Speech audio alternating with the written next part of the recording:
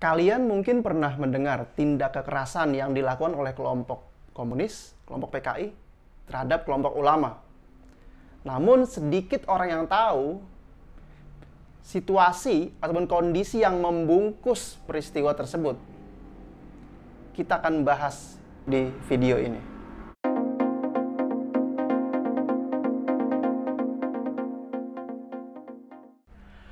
Hola, ketemu lagi dengan saya Fikri di History Project. Perubahan memang sering menimbulkan gejolak di masyarakat, termasuk perubahan dari kepemilikan tanah feodal dan kolonial menjadi kepemilikan tanah modern yang bercorak nasional, yang menimbulkan konflik di masyarakat.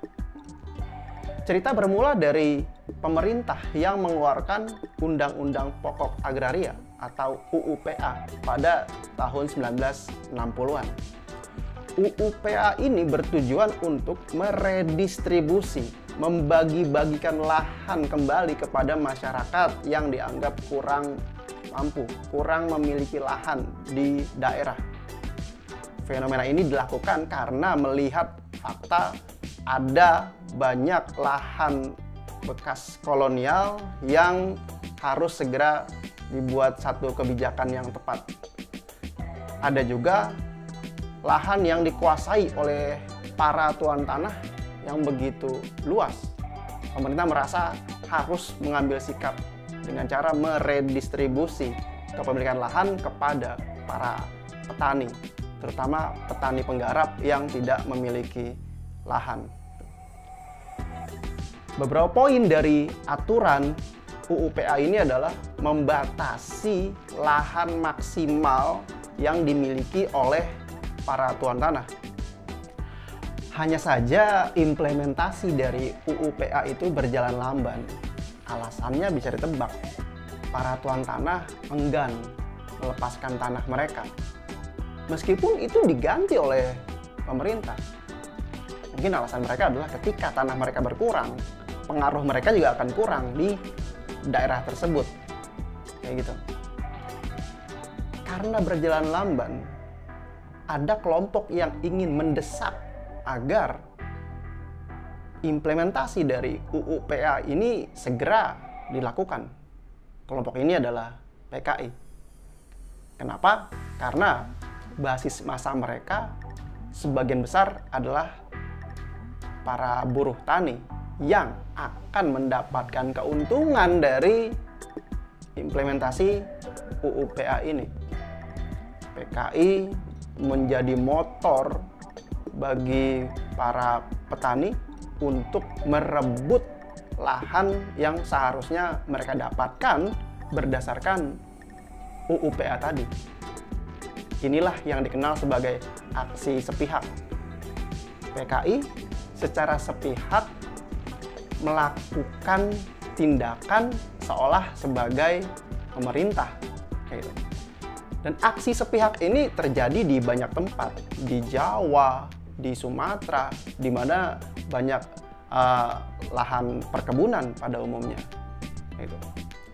Salah satu yang terkenal adalah peristiwa jengkol di Jawa Timur, di daerah Kediri, ya, di mana bekas pabrik gula yang ada di sana itu diserobot, diambil alih oleh para petani di sana. Kemudian, apa hubungannya dengan ulama? Apa hubungannya dengan Islam seperti yang disampaikan di awal video? Oke, sebagian para tuan tanah itu mewakafkan tanahnya untuk dijadikan pesantren, untuk dijadikan masjid, sehingga kelompok Islam jadi terseret di tengah-tengah konflik tuan tanah dan PKI.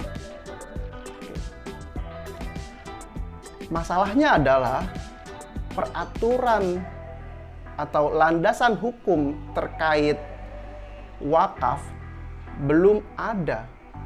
Di UUPA sudah menyebut wakaf. Hanya saja di sana dikatakan akan diperdetail oleh peraturan pemerintah.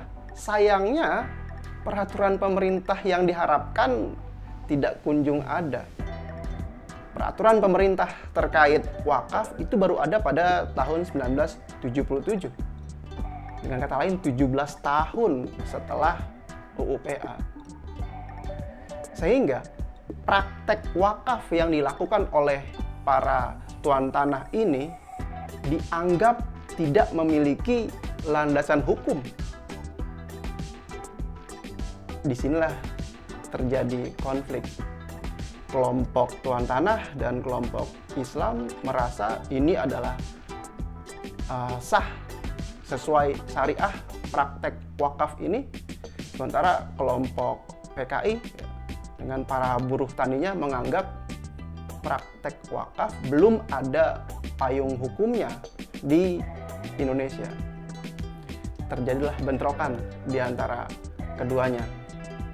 Tuan tanah yang kemudian berkoalisi dengan kelompok ulama, dengan kelompok Islam, itu bentrok dengan kelompok PKI dan Barisan Tani Indonesia terkait perebutan lahan.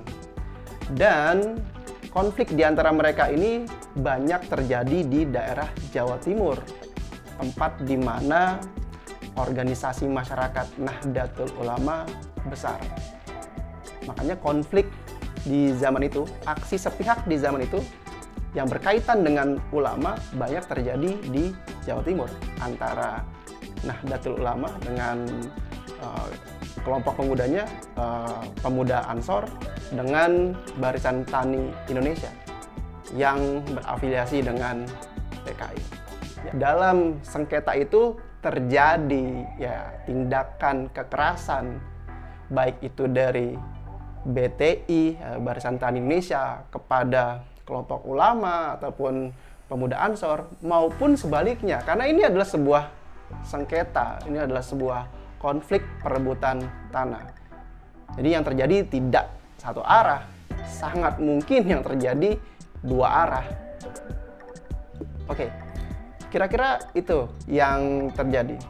Jadi bisa kita simpulkan bahwa implementasi dari UU PA ini yang berjalan lamban dan juga landasan hukum terkait wakaf yang belum ada menimbulkan konflik horizontal di masyarakat antara tuan tanah dengan PKI, atau lebih spesifiknya di akar rumput antara BTI, Barisan Tani Indonesia, dengan pemuda Ansor atau Nahdlatul Ulama.